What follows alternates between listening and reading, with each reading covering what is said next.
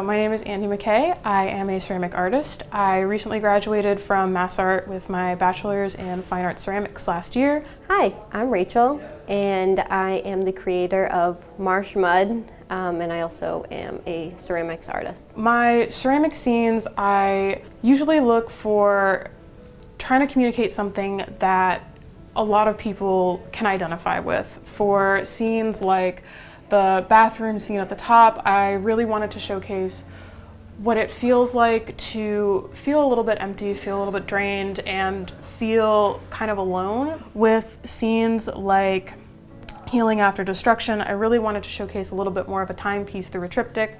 I really wanted to kind of showcase what it's like to walk into a situation or a way of being that feels just not great. It feels like it needs a lot of work. It feels unhealthy or just not the best that it should be. Some of my more sculptural narrative works, like at the bottom of the case with the walrus, I really wanted to showcase what it was like for me dealing with a lot of chronic back pain, and I wanted to use a little bit of humor to try and get myself through it a little bit. Marsh Mud is like a nature abstract kind of thing that I came up with, and I do a lot of mugs, planters, wall shrines, like functional pieces.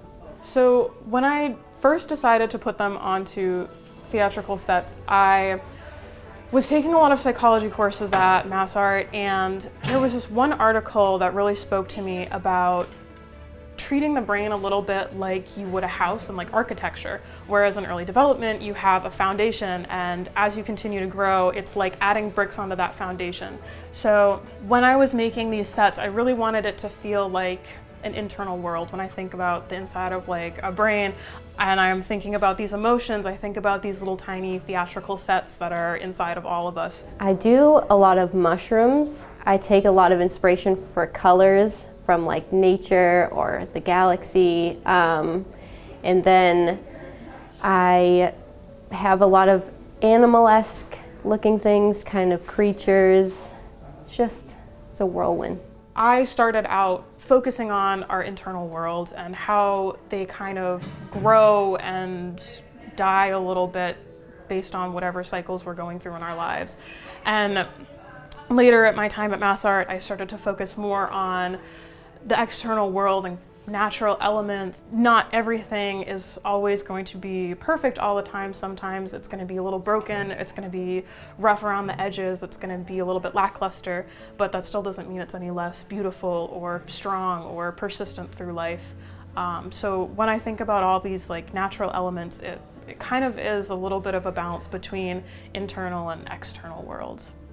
I think the best way I can describe it is Andi does it from like a zoomed out perspective, and I do it from a zoomed in. Like mine are much more like faces, where hers is like the whole scene. I think something really nice that I love about both of our bodies of work is we both have this really beautiful way of thinking about nature. You know, I have ways of thinking about it internally and externally, and I think that we're both very much attracted to fungi because, you know, they're like hidden heroes in our entire worlds. They take care of so much. And I think that both of us really love exploring things that people don't think about every day, but they're part of our daily lives. As like a potter, I think you touch a lot of people's lives in very subtle ways almost, because people don't always, they take for granted sometimes like a cup is a cup, but it can also have a little bit more power to that. It carries a message sometimes, and I think that's a really awesome way to, I don't know, exhibit bodies of nature. I'm just happy that I get to share my pottery with everyone.